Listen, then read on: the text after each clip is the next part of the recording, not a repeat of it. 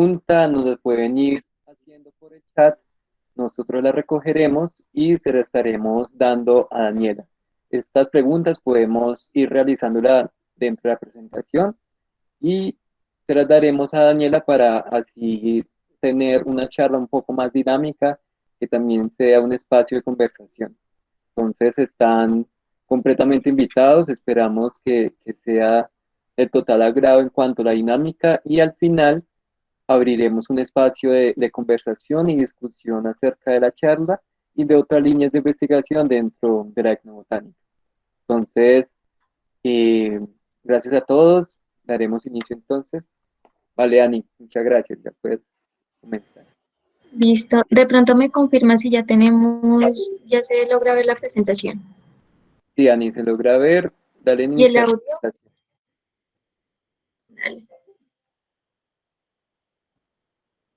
Listo, perfecto, ahí se ve. Dale. Bueno, me presento. Yo soy María Daniela Perdomo Cáceres, estudiante de Biología y Antropología. Actualmente hago parte del semillero de investigación de plantas y afines fitos. Quisiera comentarles que yo no soy experta en este tema, pero me ha generado un gran interés a raíz de estudiar estas dos carreras, como esta unión tan interesante que puede existir entre la biología y la antropología. Me disculpan porque he tenido fallas con el internet, ojalá no se pare la presentación. El tema que les quiero presentar el día de hoy se llama Aportes del conocimiento indígena para la conservación de especies. En un principio yo había pensado esta charla como enfocada a los recursos forestales, pero decidí hacer un cambio para poder enfocarlo un poco más al área de Colombia. Entonces, en ese sentido decidí dejarlo un poco más amplio. Les cuento que este tema tiene una cantidad de aristas por las que uno se puede ir y definitivamente traté de resumirles lo mejor posible lo que puede tratarse. Aún así, si tienen dudas en el transcurso de la presentación, estoy presta a respondérselas dentro de mis posibilidades, lo haré. La charla va a estar orientada en estos tres momentos. Primero quiero hacer un panorama muy general sobre las comunidades indígenas en Colombia. Eh, Traté de resumir las estrategias que me parecían más importantes como más interesantes y más chéveres que aportan a la conservación, y al final les traigo un ejemplo de África donde hablan específicamente de recursos forestales.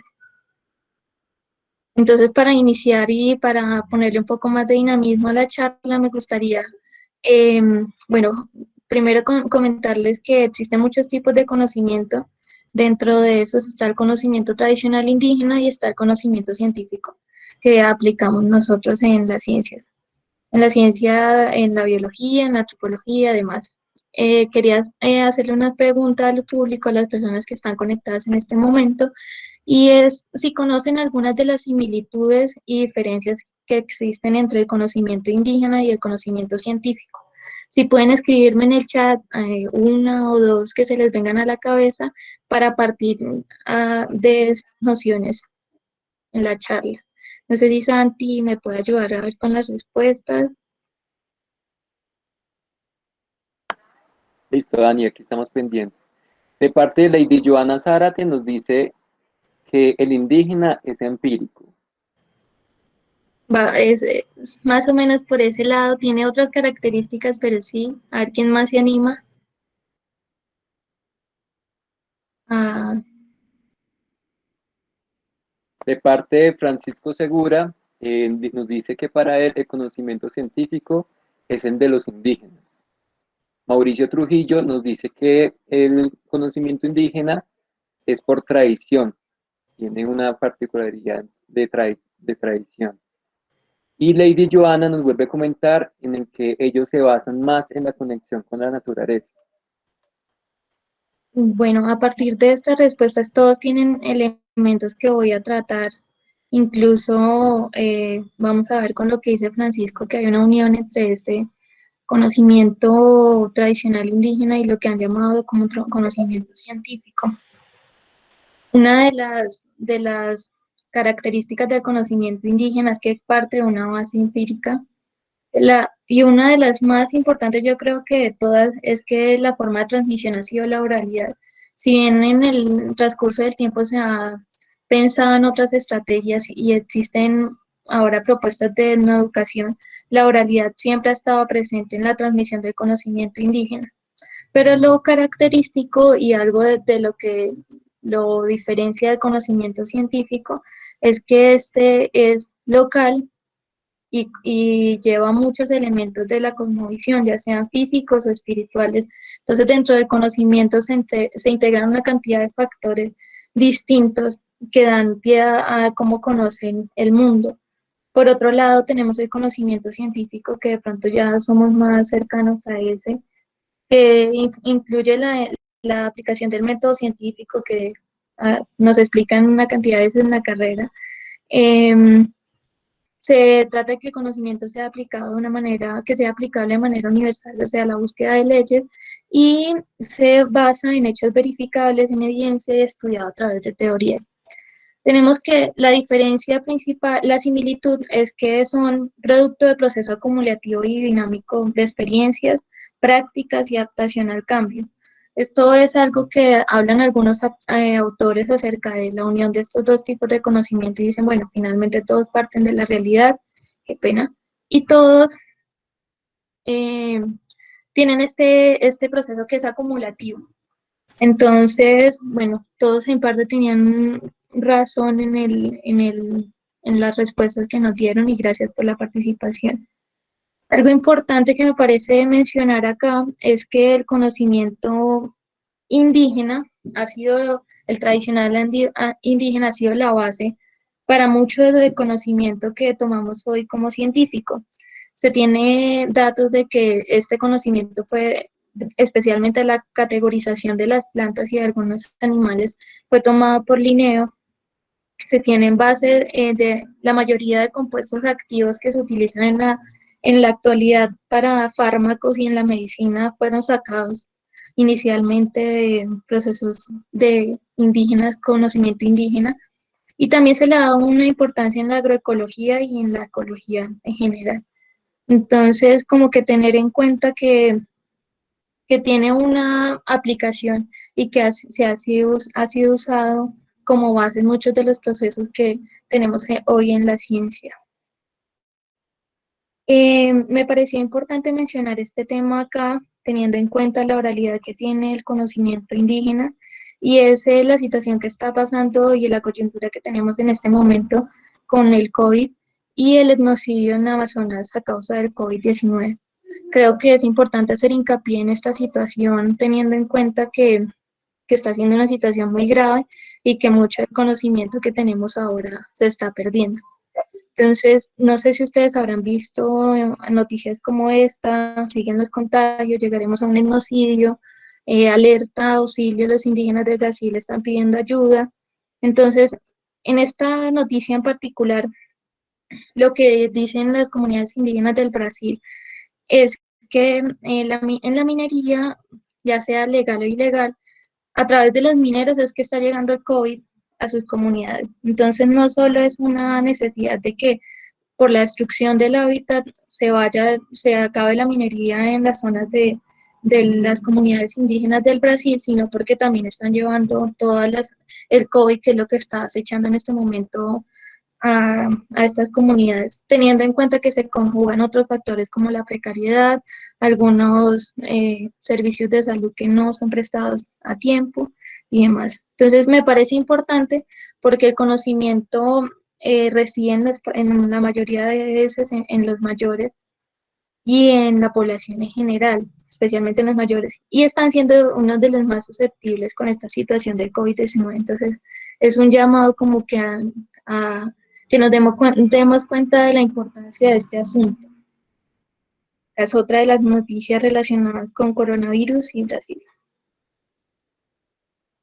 Otra pregunta que quisiera hacerles es si ustedes conocen más o menos cuántos pueblos indígenas hay en Colombia. Mm, Primero les digo que esta es difícil porque no hay un consenso y esto daría una cantidad de características, pero digamos que hay un número aproximado. Ahí les tengo la pregunta para que me vayan diciendo en el chat cuál es la que le parece más cercana.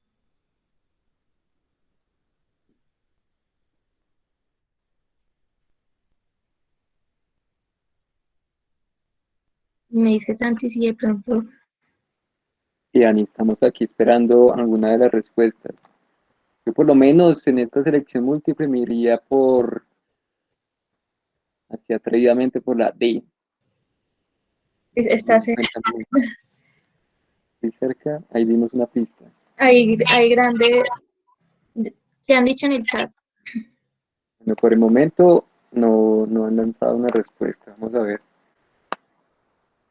Así no tengamos el dato puntual, pero por lo menos hacer como una inferencia de cuántos podrían estar aquí en Colombia.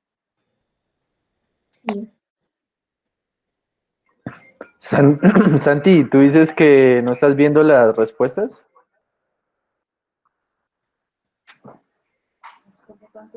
Ahora sí me están cargando, perdón. Ajá. Dani, sí, tenemos varias respuestas, sino que no me han cargado. Qué pena. Yo pensé que ya Tenemos, nadie quería participar, no, ya iba a quitar la pregunta. sí, Francisco Segura nos dice que 105 hasta la fecha. Liliana María Gallego nos dice que 102.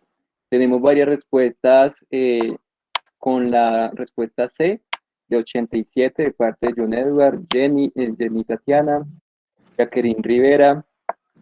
Francisco Segura nos vuelve a comentar que 105 pueblos indígenas y, y en promedio nos dicen que 87.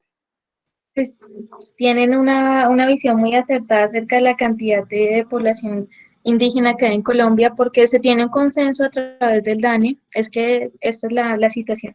A través del DANE se dice que son 87, que habían 87 pueblos indígenas hasta el censo del 2004-2005. Pero resulta que hay unos pueblos que no, que se han autoproclamado como pueblos indígenas y este número eleva la cantidad a 102.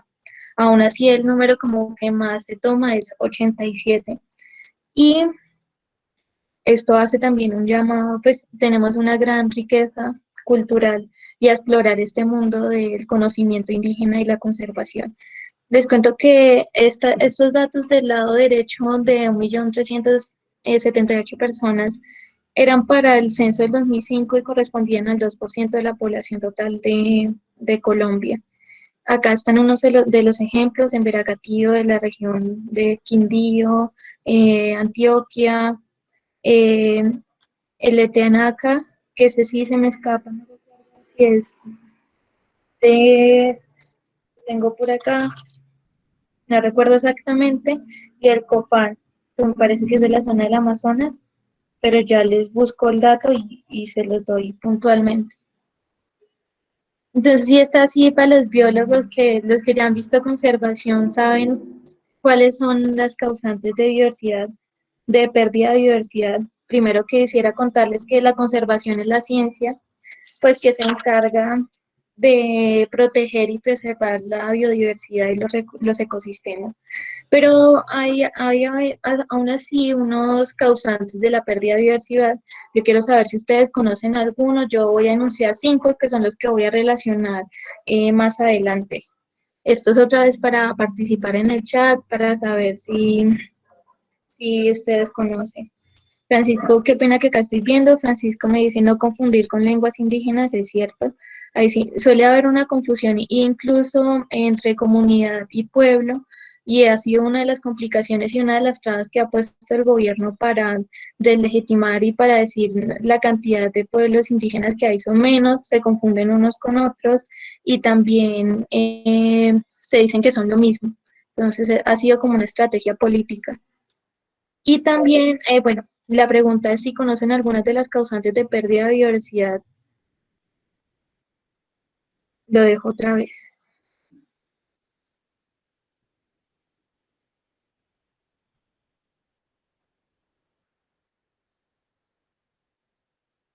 Estoy viendo algunas de las respuestas: pérdida de hábitat, fragmentación, especies invasoras. Todas estas hacen parte de las que decidí enunciar. Yo puse 5, que son más. Entonces, todos están muy cercanos a lo que yo esperaba. Entonces, acá tengo unas de las principales, son las especies invasoras, la sobreexplotación de recursos, la pérdida de hábitat, las enfermedades y el cambio climático. Acá en la parte derecha tengo un monocultivo de palma de cera en el Pacífico.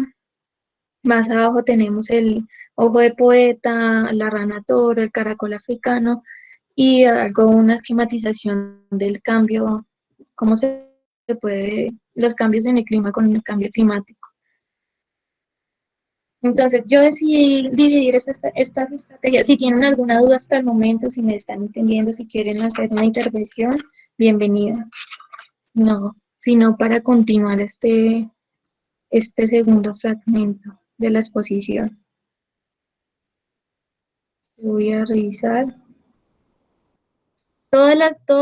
Los factores que mencionaron en el chat son de las causantes de pérdida de diversidad. Todas están intrínsecamente relacionadas. Como acá mencionaba Jacqueline, la ganadería, la cauchería, todo eso está, eh, especialmente la ganadería con la pérdida de hábitat por la tala de la fauna nativa para la implementación de ganado. Y bueno, no, si no hay preguntas, voy a continuar con la segunda parte. Entonces yo decidí dividir esto en conocimiento ecológico. ¿Hay una pregunta? Conocimiento ecológico tradicional y el conocimiento que está implícito en la cosmovisión indígena y que sirve para entender la conservación.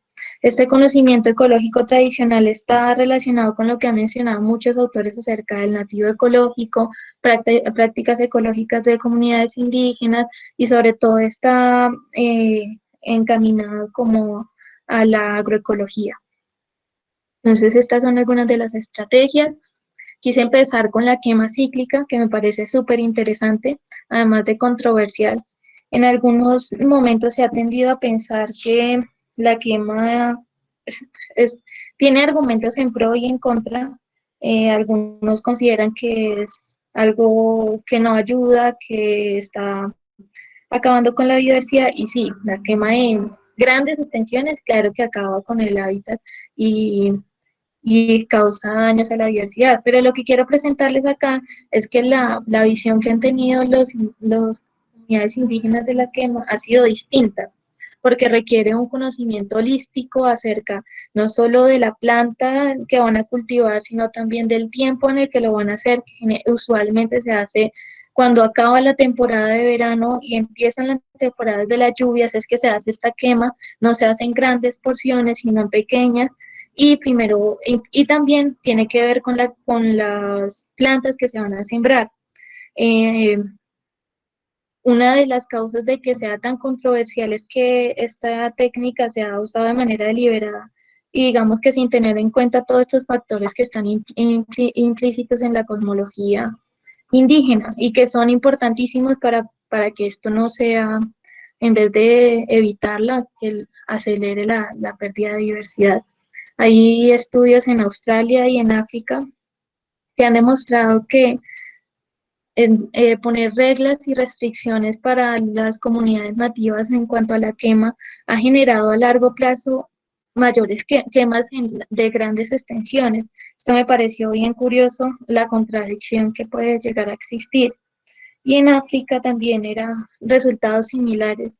Entonces también se han hecho como estudios que tratan de demostrar que no, digamos que algunos dicen que con la quema se altera toda la micro y macrobiota, pero entonces dicen, bueno, no, esto hicimos estudios y nos damos cuenta que sí genera una erosión mayor, pero que en algunos casos el aumento del pH del suelo genera mayor productividad y esto está relacionado con muchos otros factores. Por ejemplo, en la comunidad indígena guaraní que queda en Ecuador y a la zona que colinda con el Putumayo, tienen estos dos sistemas que tengo acá a la derecha para la agricultura. Una es esa rosa tumba pudre, que es muy similar a lo que tenemos aquí como la chagra. Entonces lo que se hace es cortar la vegetación que hay en un lugar, se tumba, se deja que por procesos naturales se pudra, que lleguen microorganismos, se da una fertilidad del suelo, pero la otra es rosa tumba y quema, que se utiliza especialmente con la yuca y el maíz, como vemos ahí, y implica el mismo proceso, se roza la vegetación, se tumba y se quema.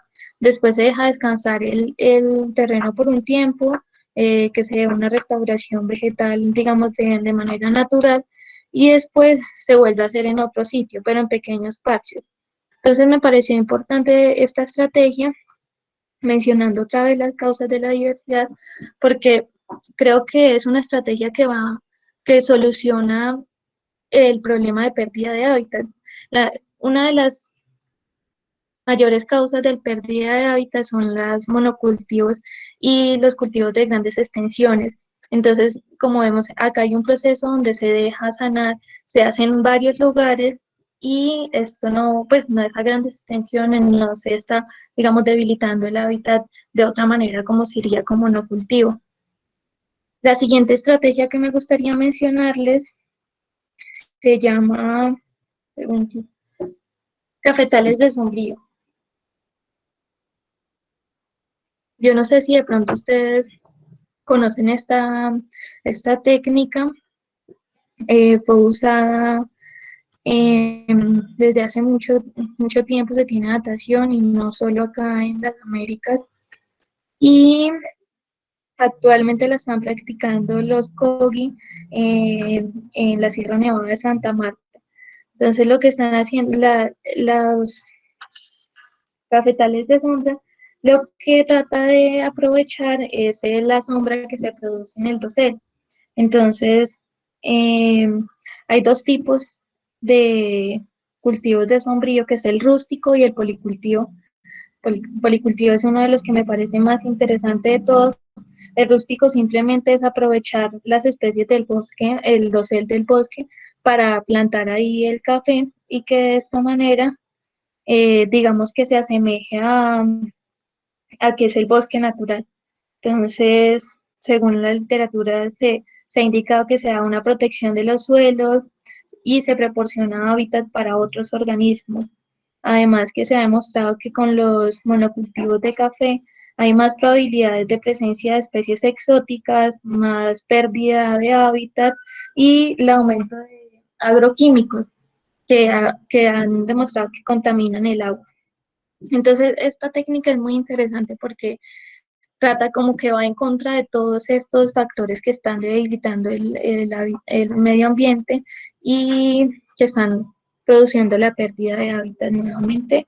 Me parece que también es una solución a esto de las especies invasoras y también a la sobreexplotación de recursos. Muchas veces cuando es monocultivo hay una sobreexplotación del agua, del suelo y de algunas especies vegetales. Entonces creo que se relaciona con estos tres factores de la causa de pérdida de biodiversidad. Ahora quiero hacer énfasis en el policultivo, que según datos bioarqueológicos está presente desde las comunidades prehispánicas. Entonces, en la parte derecha está la arquitectura de policultivo. Es explicado por Miguel Ángel Núñez y me parece súper interesante por todos los elementos que él menciona ahí digamos, en su descripción, en su arquitectura. Entonces, consiste principalmente pues es el cultivo de varias especies al mismo tiempo y lo que se pretende es que haya una funcionalidad, que cada especie aporte un tipo de función a la otra, que le provea de algo que necesita. Entonces, digamos acá, no sé si se puede ampliar para que puedan ver un poco mejor las especies que están sembradas. No me deja, ay, no sé si ustedes conocen cómo hacer para ampliar esto. Es lo máximo que deja, creo. No me deja. Bueno, pero lo que ahí es que me gustaría que pudieran ver la imagen completa para que vean las especies que hay. No sé si Santi, Cami o Lau saben cómo puedo hacer para ampliar la diapositiva. María Daniela, es una presentación en PowerPoint. En Google Doc, profe. Ah, no, no sé.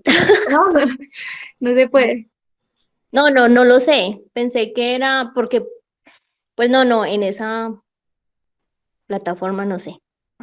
Pues Dani, yo lo que he hecho es salir de la presentación y darle en la lupa de las herramientas. Ah,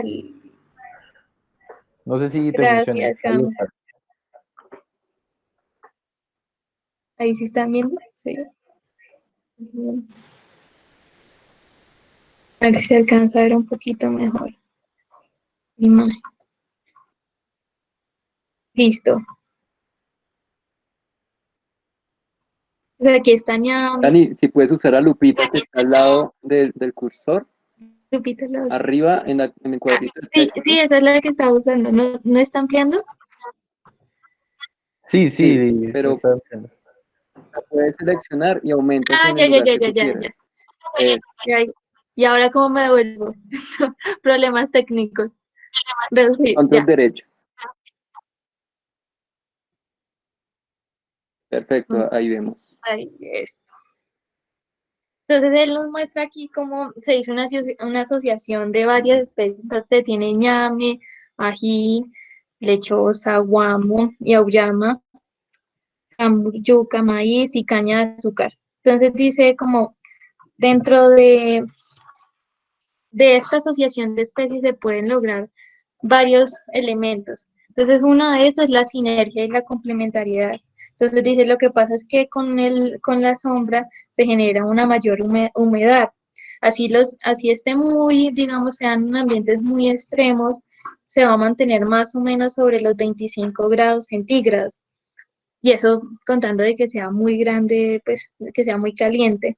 Entonces, al haber una mayor presencia de oxígeno, se produce una mayor cantidad de materia y por ende una mayor cantidad de material orgánico en el suelo. Eso genera mayor fertilidad, básicamente. Entonces, mayor presencia de microorganismos. Entonces, bueno, él menciona una cantidad de elementos súper interesantes ahí. Yo traté de resumírselos. También menciona todo esto es en pro de la sinergia y la cantidad de especies. Entonces, dice se da una expansión de las raíces, mejoran el ciclaje del agua, de nutrientes, de los lixiviados. Entonces, todo esto simplemente por asociar de manera correcta las especies, como se muestra en la imagen. Otro de los factores que él menciona, creo que está por este lado, y es la agrodiversidad. Entonces dice que hay una interconexión funcional entre las especies y lo que hay es mayor energía, materia y espacio. Entonces lo que se trata, digamos, se generan microclimas dentro de estos cultivos y esto ayuda a reducir, según el autor, enfermedades y a controlar las malezas. Entonces, es de las estrategias que me parece más interesante, teniendo en cuenta que se tiene registro arqueológico de que desde las comunidades prehispánicas se utilizaba. Voy a regresar a la presentación.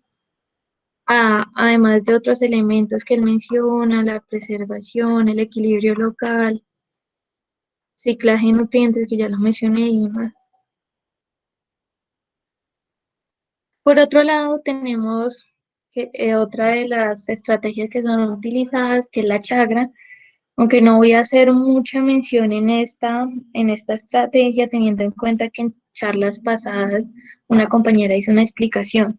Pero si vemos en la chakra, hay muchos de los elementos que mencioné en la quema ciclada. Entonces se da una tumba del bosque o rastrojo, después se quema la vegetación, se da la implementación de cultivos y ahí, bueno, hay una serie de características, pero esto todo lo mencionó nuestra compañera de Fitos en charlas pasadas. Decidí recoger estas fueron las que me parecieron más importantes. Aún así, yo quisiera decirles, porque bueno, este tipo de estrategias agroecológicas no solo se dan en comunidades indígenas, también se dan en comunidades campesinas, en comunidades afrodescendientes y demás. Entonces, yo quisiera saber si ustedes conocen alguna otra estrategia que implementen, por ejemplo, en su comunidad indígena, en sus abuelos. Por ejemplo, mi abuelo hace la quema cíclica, él es campesino, y quisiera conocer un poco acerca de qué conocen ustedes. Si alguno quisiera abrir el micrófono y contarnos, o si no hay ninguna intervención.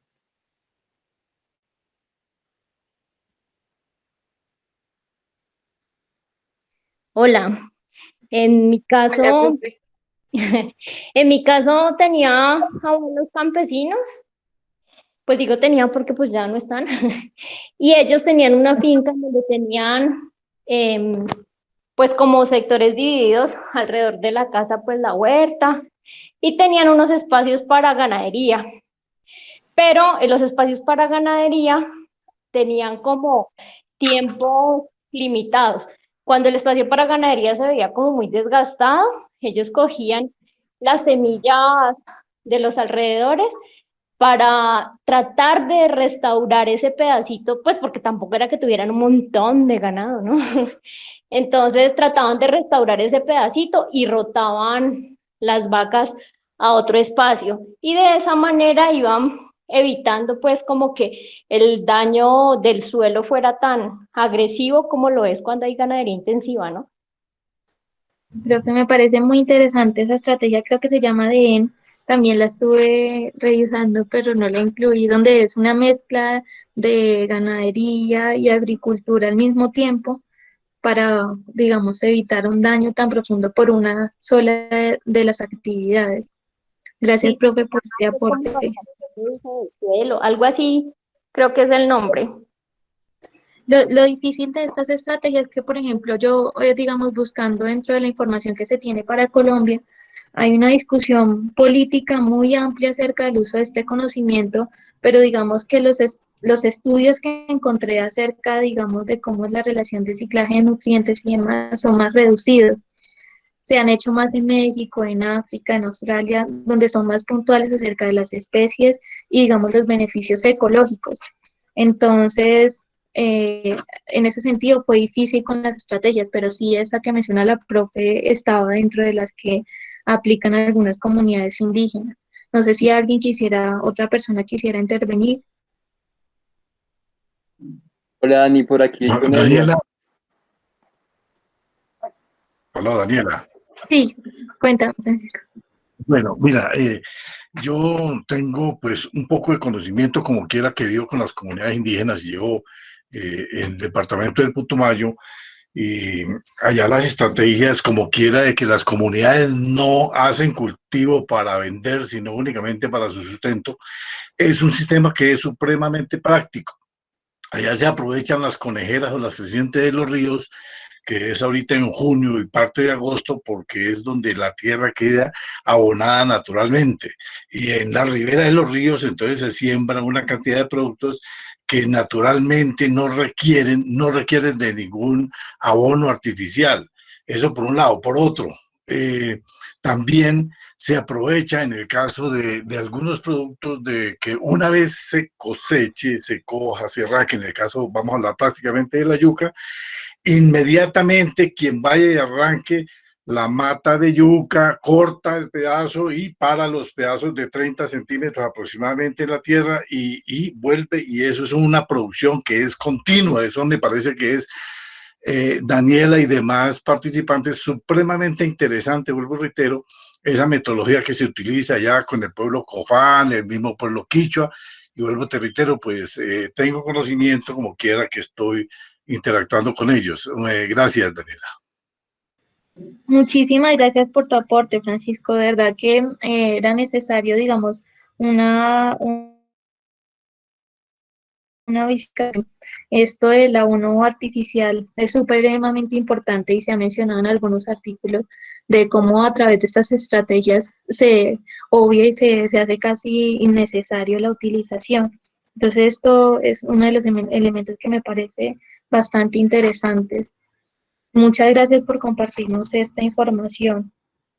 ¿De pronto alguien más quisiera participar o digamos que paso a la siguiente diapositiva?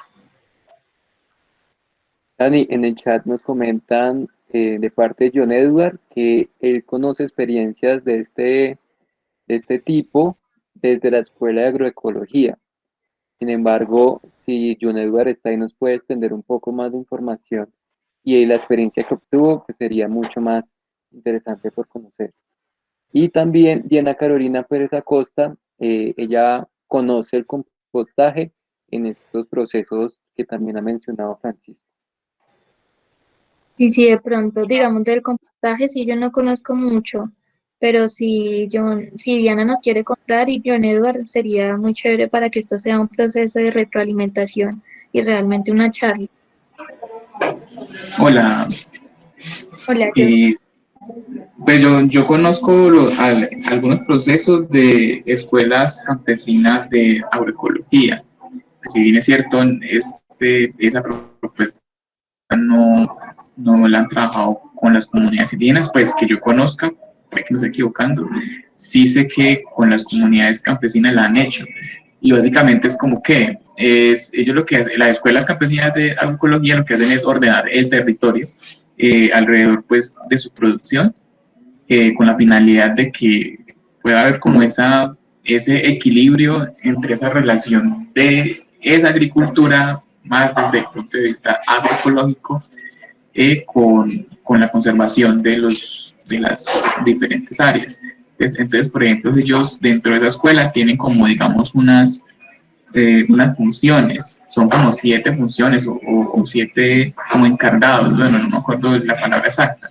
Entonces, digamos, uno de ellos es el custodio. Entonces, el custodio tiene la función de la conservación y la recuperación de las semillas, el conocimiento de esas semillas, del uso, bueno, todo eso. Está también, hace tanto rato que no toco el tema que ya se me olvidó algunos. Está el custodio, bueno, digamos, está el cuentero, entonces es el que se encarga como de contar esas historias o anécdotas en torno como al uso tanto cultural, medicinal de las plantas. Ah, bueno, está también el que maneja todo lo que es el conocimiento de las plantas, pero no me acuerdo cómo es que se llama esa función. Bueno, son como 7, pero en últimas lo que se busca es que todo eso como que funcione en armonía con la producción que ellos tienen y ese ordenamiento de las fincas, de las mismas comunidades, donde ellos definen cuáles son las zonas donde van a producir, cómo van a producir, obviamente pues con todo el tema de la agricultura orgánica y bueno, todo eso, cuáles son las zonas de conservación, la identificación de las plantas, cuáles son las especies de fauna que rondan esos tipos de territorios. Entonces, esas experiencias son bastante interesantes. Y también conozco lo que son las zonas de reserva campesina. Pues en esa sí aún pues, estoy como nuevo en ese tema. Yo sé que es un proceso que está en diferentes partes del país, desde Putumayo, sé que en el norte del país también hay como 2, 3, no me acuerdo, y básicamente es algo similar, en el sentido de que los campesinos ordenan el territorio a partir de planes de desarrollo sostenible y a partir de eso ellos definen, bueno, cómo se va a producir, cómo va a ser la unidad agrícola familiar, cómo van a producir las personas que viven ahí, cómo se va a hacer la conservación del territorio. Entonces lo que hacen es identificar qué tienen ahí y creo que hay una zona de reserva campesina que no me acuerdo el nombre, pero ellos pues a partir de ese ordenamiento identificaron lo que fue que es que la línea amarilla, que eso fue de hecho en el marco del conflicto armado y todo eso, y esa línea amarilla es el corredor, creo que conecta entre lo que es Panamá y gran parte de Colombia con el Jaguar, y esa línea amarilla es una zona de conservación bastante grande dentro de la zona de selva campesina, donde ahí, hemos dicho, no se hace absolutamente nada. Entonces, ese tipo de propuestas también lo que ha hecho es como fortalecer esa relación entre las culturas campesinas y la conservación de los ecosistemas.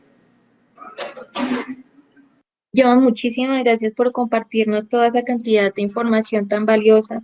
Con esa intervención me hace, digamos, como recoger que la mayoría de estas estrategias muestran una relación implícita, una relación muy amplia de las estrategias que se implementan en el medio ambiente y la cosmovisión, como una triada ahí que funciona de manera perfecta, y eso me parece que es lo más valioso del conocimiento tradicional, ya sea indígena o campesino.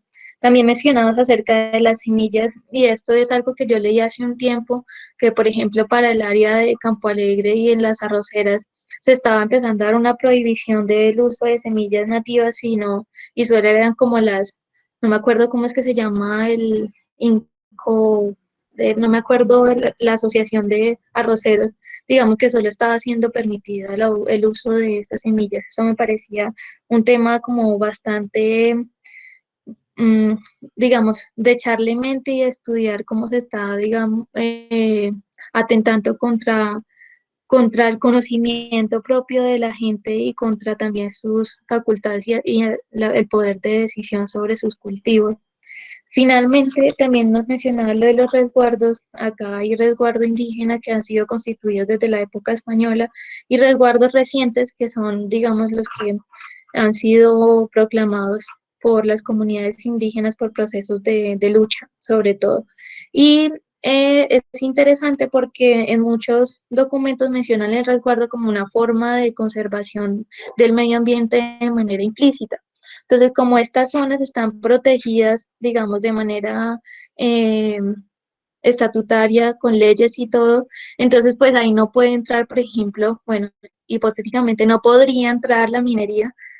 Sabemos que eso es de discusión también, no pueden entrar las grandes maquinarias, y esto hace que de cierta manera haya una conservación implícita de la biodiversidad. También sobre la ruta del jaguar, lo que pretendían era que las zonas, no solo los resguardos indígenas, sino también las zonas de parques nacionales naturales, eh, fuera más amplia para que se pudiera tener un corredor, porque ya que estos animales recorren altas longitudes, con altas distancias, entonces necesitaban como que existiera realmente una continuidad de parches. No hice énfasis en ese tema, pues tratando de enfocarme en las plantas, pero muchísimas gracias por tu aporte. Eh, no sé si, yo creo que voy a dar paso digamos, a las últimas diapositivas para que después charlemos otro rato. Finalmente, quise hacer como una, digamos, una división de la exposición sobre cómo de manera implícita la cosmovisión indígena también ayuda a la conservación. Y este es el artículo que les mencionaba de África, que tiene metodologías y que tiene unos resultados muy interesantes. Por si lo quieren buscar, es este el nombre. Digamos que este es el contexto. Entonces plantean, bueno, los bosques proveen de bienes tanto espirituales, culturales, alimenticios, y nos hemos dado cuenta que a través del tiempo se viene dando una pérdida de los recursos forestales y la biodiversidad, problema de la conservación, y esto genera implicaciones negativas no solo al medio ambiente, sino también al conocimiento local.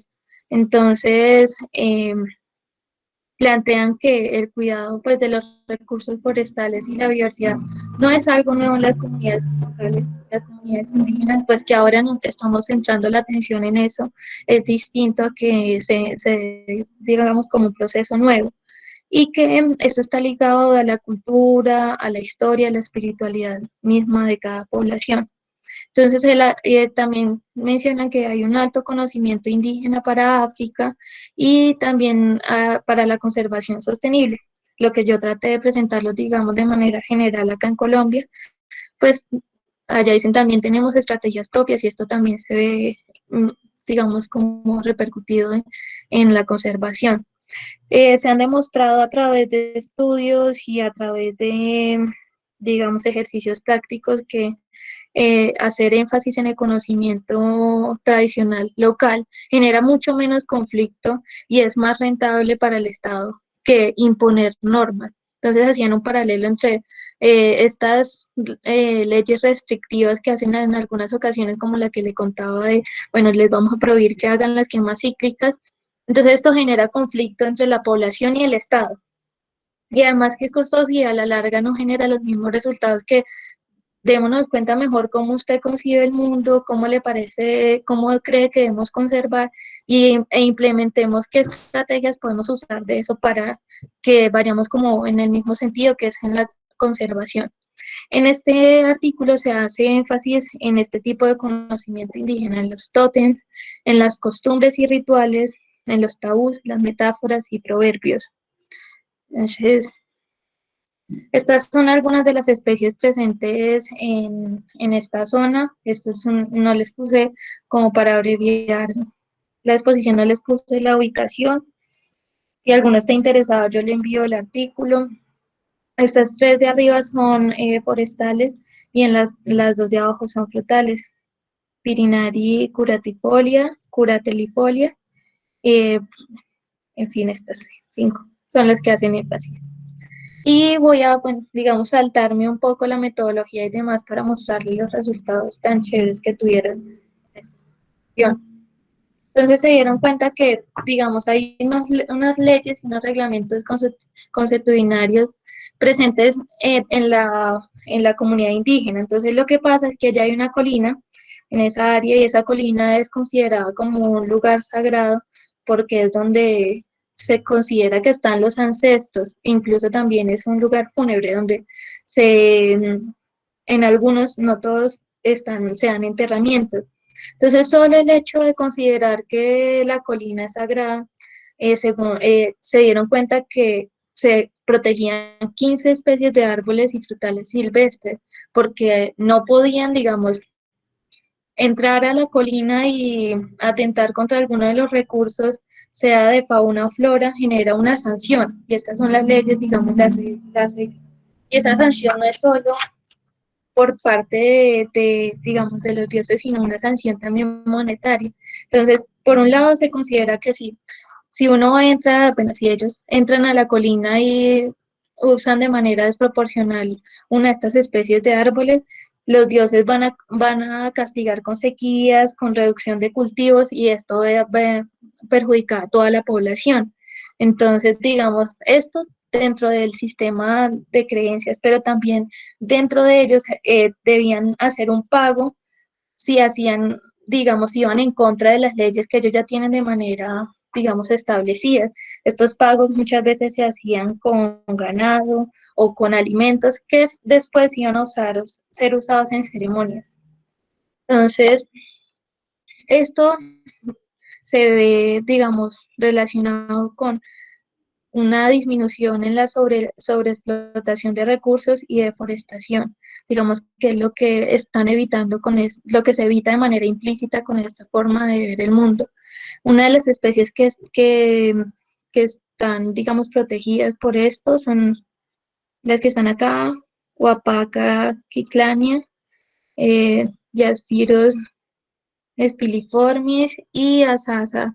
Estas son Asasa garquena. Estas son especies frutales, si no estoy mal, de las que les mencionaba al inicio. Por otro lado, hay costumbres y rituales que ayudan. Entonces, allá hacen la ceremonia de la lluvia y la acción de gracias.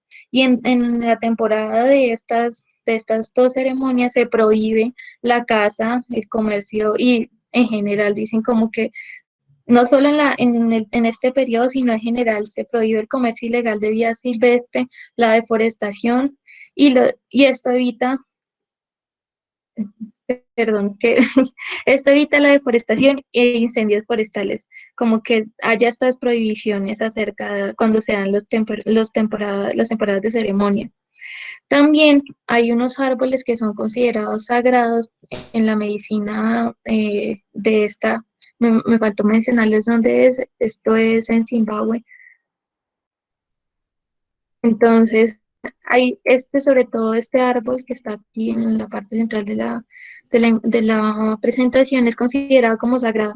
Entonces, no cualquier persona puede utilizar el recurso de este árbol y digamos que lo hacen sobre todo las personas los médicos de la población y no se hace de manera deliberada, no es que, bueno, vamos a arrancar todo el árbol porque lo necesito para la curación, sino que hay como incluso esto se relaciona con la siguiente parte, que es como un uso muy consciente acerca de las partes, las flores y las raíces que se usan para que la planta tenga tiempo de restaurarse y regenerarse de aquellas porciones que han tomado para la medicina. Entonces, este siguiente punto es, bueno, esta es otra de las especies, son dos sagradas que no pueden ser, pues digamos que cortadas en cualquier momento, ni por cualquier persona. Eso hace que de manera implícita estas dos especies, al menos de árboles, se vean también conservadas. Por otro lado están los tótem y tabú.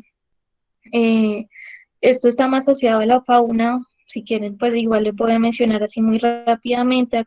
Allá tienen clan de simio, del cerdo y del elefante, si no estoy mal. Entonces, al pertenecer a ese clan se prohíbe comer, digamos, o tener cualquier tipo de recurso que provenga de esos animales o de sus cercanos. Entonces, digamos, a grandes rasgos, esto fue lo que se hizo en la investigación. Hay más datos de más plantas, solo que no alcanzaba a ponérselas todas, pero es lo que les quería mostrar. Todo el sistema y la cosmovisión indígena de manera implícita está ayudando a la conservación de muchas especies, no solo de fauna, sino también de flora. Finalmente, para ir cerrando la charla, quería contarles como un poco acerca de algunas discusiones que hay en torno al conocimiento indígena y la ecología y la conservación. Primero hay unos aspectos políticos bien interesantes y económicos, y es que mucha gente ha practicado como un extractivismo de conocimiento, sobre todo con fines económicos. Entonces, no sé, todos hemos visto en la actualidad cosmética a base de elementos que son presentes en comunidades indígenas. Las formas de cultivo también están siendo utilizadas como una estrategia.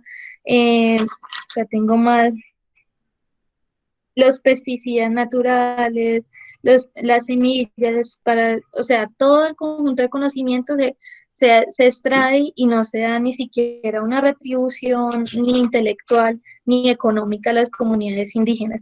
Entonces, esto ha sido el foco de discusión acá en Colombia.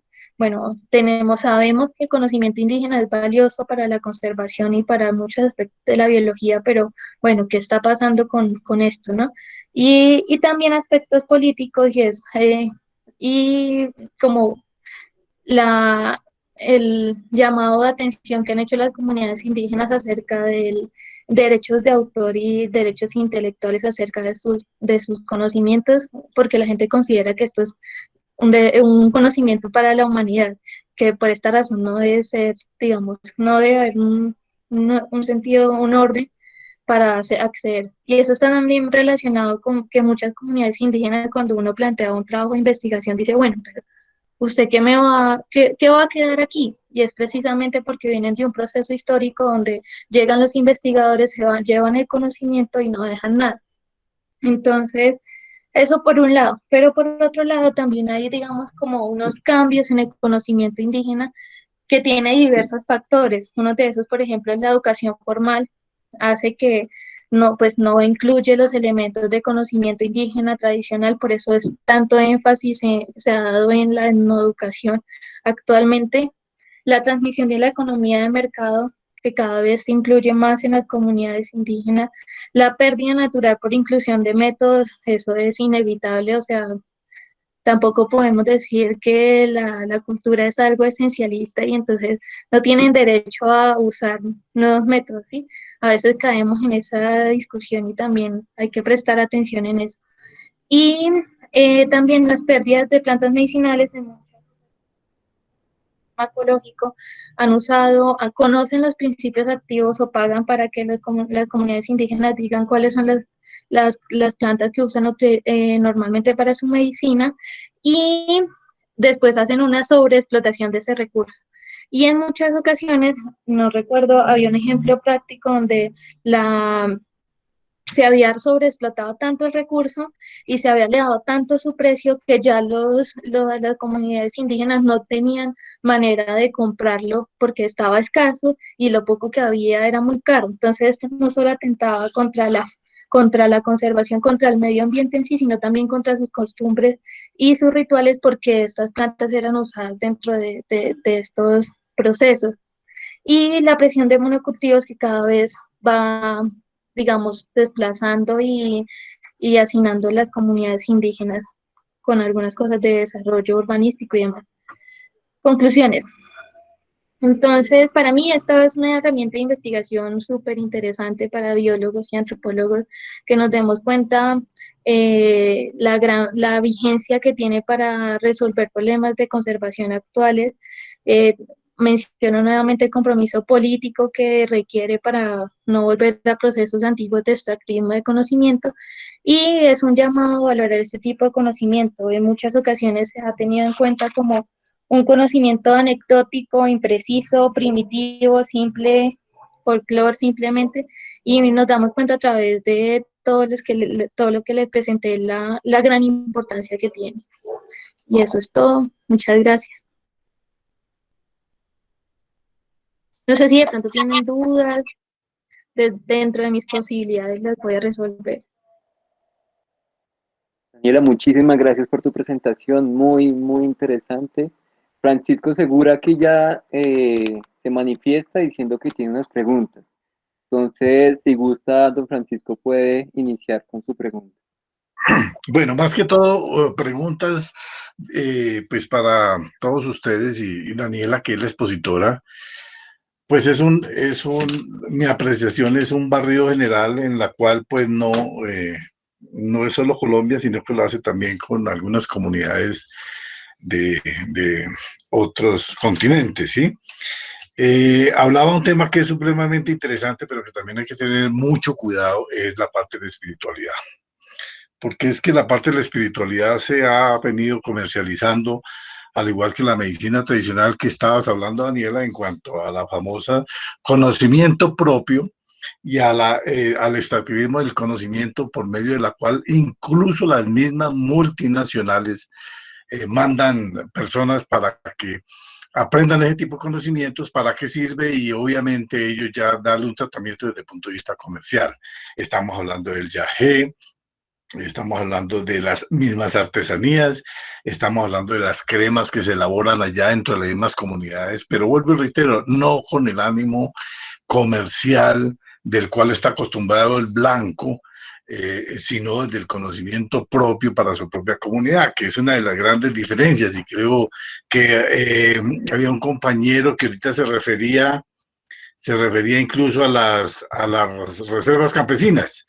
Creo que era compañero John, y es que las reservas campesinas no han pegado porque hay varias situaciones que quieren copiarse de los indígenas, pero de pronto lo están haciendo de una forma que no es.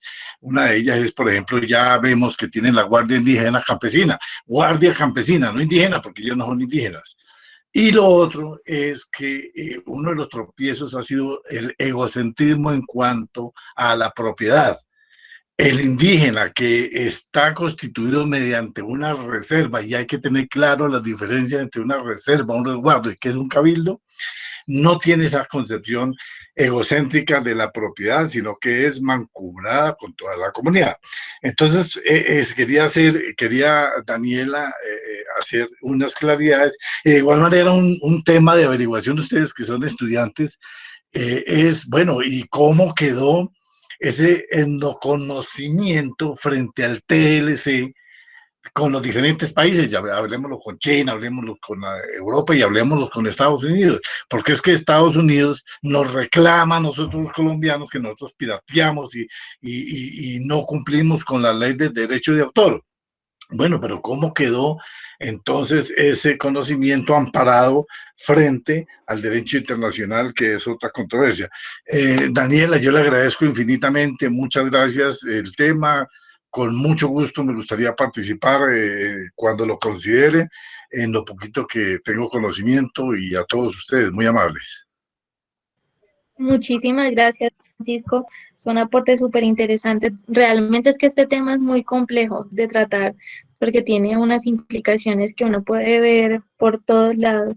Entonces, pero me parece muy importante las nociones que nos has puesto, digamos, a consideración. Muchas gracias. No sé si alguien más tenga una intervención, pregunta. Hola, qué pena, muy buenas noches. Hola, Laura. Bueno, tengo dos preguntas. La primera es, listo, digámoslo así, como que en cierta parte nosotros como especie blanca, ¿sí? ¿Cómo podríamos contribuir a la conservación de estos conocimientos donde, digámoslo así, como que no se fraccionen a través del tiempo, donde las comunidades indígenas en cierta parte tampoco dejen como el abandono de esos conocimientos, ¿sí? Y cómo nosotros podemos contribuir allí sin que generemos una apropiación cultural sobre esas tradiciones? Y, o bueno, o también decir, no nos involucremos porque al fin y al cabo es como la soberanía de esa comunidad, que en cierta parte es como mirar qué ellos hacen con sus conocimientos, o bueno, ¿cómo sería? Tengo una duda y hace rato me la estoy planteando, o sea, ¿cómo sería contribuir a eso? Y la segunda es como algo más personal, y por ejemplo, usted como bióloga y antropóloga, ¿cómo conjuga estas dos carreras para estudiar como este tema? Pues en cierta parte a mí me llama mucho la atención también este tema y estaba pensando como en estudiar antropología. Y pues usted cree que en cierta parte a uno esta carrera, pues la carrera le aportaría como más conocimiento al respecto o qué. Y bueno, y muchas gracias. Gracias, Laura, por tus preguntas. Primero voy a empezar con la personal.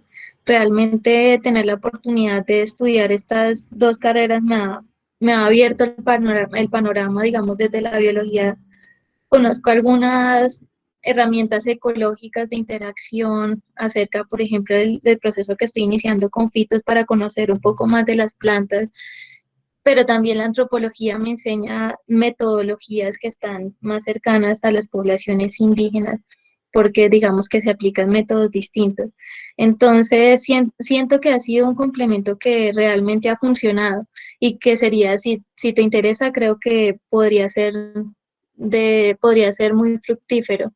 La unión entre la antropología y la biología no solo se da en la etnobotánica, hay una cantidad muy grande de uniones que uno podría hacer, está también desde la arqueología y procesos que da la biología, también desde la antropología forense, la genética y demás que también son importantes, discusiones importantes dentro de la antropología y la antropología física en especial. Esto se relaciona con la antropología social, la etnobiología, pero también la antropología física sirve. Con la segunda tema que me planteabas, hay algunas formas de investigación que se han denominado como ciencia participativa, que trata no de ir, yo voy a ir a conocer y a estudiar y me voy, sino bueno, una manera es que investiguemos juntos, ¿no? Que hagamos ciencia colaborativa y ciencia participativa, y esto creo que sería una manera de darle un papel importante. Es que no se trata tampoco, entonces no hay la posibilidad de entrar a conocer en estas comunidades, tampoco digamos que hay que ser radicales en ese sentido, pero sí es de reconocer que es un proceso de retribución, que se investiga, pero también hay que devolverse. Y esto es una visión muy personal que tengo también de la ciencia. Y digamos que no hay que preocuparnos, o sea, los procesos de cambio en el conocimiento tradicional se vienen estudiando desde hace mucho tiempo y es algo que se está dando de manera natural.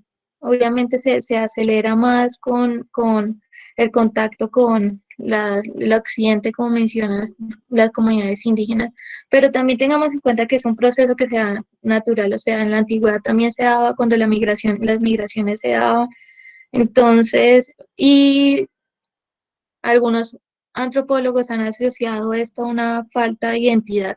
Entonces, lo que pasa es que se está perdiendo la identidad indígena, entonces ahora los chicos y los niños ya no quieren aprender estas tipos de conocimiento, entonces, ¿qué hay que hacer ahí? Y por eso han nacido tantos programas acerca de reivindicación de identidad indígena. Entonces, pues tener en cuenta también esos factores. No sé si queda la duda resuelta o si me faltaron cositas por mencionarte. Sí, muchas gracias. Y perdón, para hacer un aporte. Últimamente el Canal 13, pues es como un noticiero en YouTube, está sacando documentales sobre plantas ancestrales. Y es muy bacano porque muestran como, igual así como que el significado que tiene para determinada comunidad indígena. Entonces, pues nada, también para recomendarles esos documentales. Son muy chéveres. Dale, muchas gracias Laura por recomendarnos. Aquí Francisco nos menciona en el chat respeto por sus usos y costumbres y no permitir que los indígenas hagan negocio, que los hagan negocio con su conocimiento. Sí, estos son factores fundamentales en el trabajo con estas temáticas. Entonces, bueno, antes porque había una dime Santi, ¿no? Antes No, porque Dani, había, digo, dale, hay otra preguntita, entonces ahorita de tu intervención te la comento. listo. Porque había una deslegitimación total del conocimiento, se creía que no servía realmente para mucho, y ahorita porque, bueno, trae implicaciones también políticas y económicas, entonces como darle su lugar. ¿Cuál es la otra pregunta, Santi? Dani, de parte de Frei Méndez, nos comenta que si hay una entidad que se encarga de proteger de las grandes empresas el conocimiento tradicional indígena. Si hay una entidad que proteja, ¿qué? Disculpa. Una entidad que proteja el conocimiento indígena de las grandes empresas o multinacionales que quieran intervenir en este conocimiento. Bueno, acá también es algo complejo. Yo leí acerca de que se han creado patentes para evitar que este conocimiento se use por grandes multinacionales y demás. Por ejemplo, quería pasarse con el biche que se querían apropiar de la fórmula y comercializar en las licoreras, y lo que crearon los afrodescendientes afrocolombianos fue, digamos, nombrarlo como patrimonio inmaterial, si no estoy mal, de la nación. Entonces, de esa manera, como que blindaron este tipo de conocimiento para que alguien más viniera y hiciera provecho de él. Pero no conozco una entidad, de pronto la Organización Nacional de Indígena de Colombia, pero pues así como tal, no sé, no sé, no estoy segura. Sé que se hacen procesos como de digamos, que se considere patrimonio inmaterial, patrimonio de Colombia, para que no lo puedan usar otras personas, porque también pasó con los tejidos guayú, que una diseñadora, no me acuerdo, es reconocida acá de Colombia, también los estaba usando y estaba ganando la de plata, y digamos sin ninguna retribución. Y finalmente, si ella hace primero los procesos, en algunas ocasiones se les ha quitado el derecho. Por ejemplo, pasó con la marihuana y pasó con la ayahuasca, que se les quita el derecho de uso de la planta, porque alguien más lo patentó, o porque genera, en el caso de la ayahuasca, un problema según la nación, un problema de salud, pero no conozco más.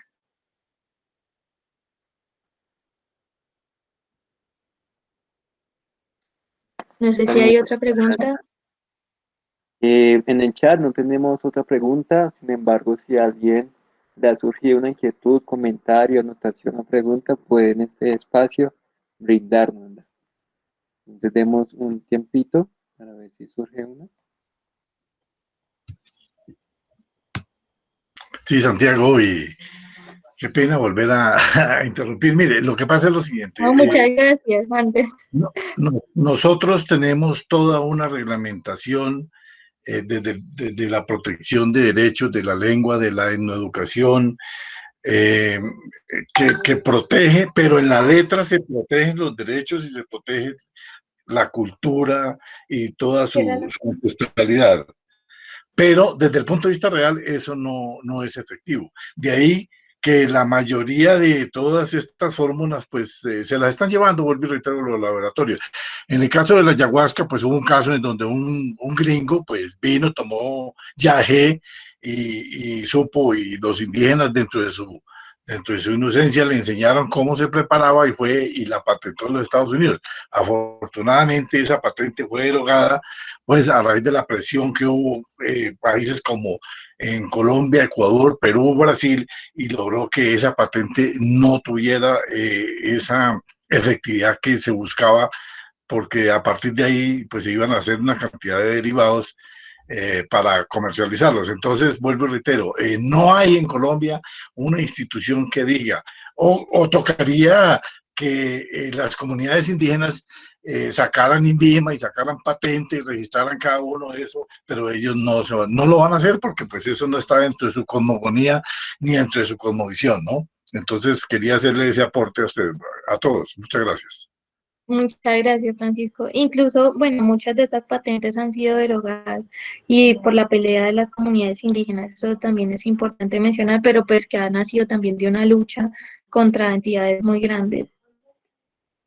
Muchísimas gracias por tu intervención, Francisco.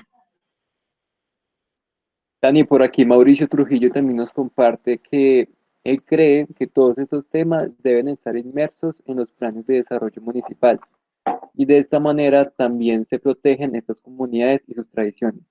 Te agradece muchísimo y te felicita por la charla.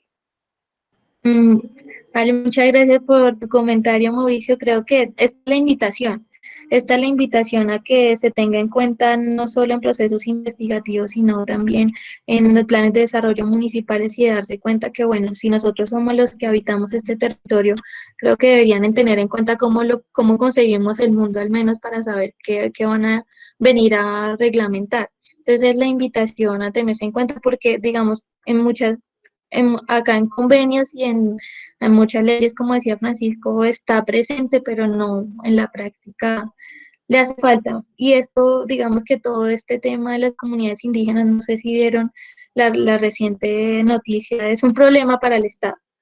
Entonces, es como reivindicarlo y darse cuenta que es importante. Muchas gracias a todos los presentes, gracias por escucharme, ojalá les haya parecido chévere la información. Yo también me enriquecí mucho con sus comentarios y espero que puedan asistir a la próxima charla de FITA. Santi, Muchísimas ¿tienes gracias, alguna Dani. próxima? De parte del semillero te agradecemos mucho este espacio y toda la dedicación que nos compartiste en la presentación. Muy valiosa.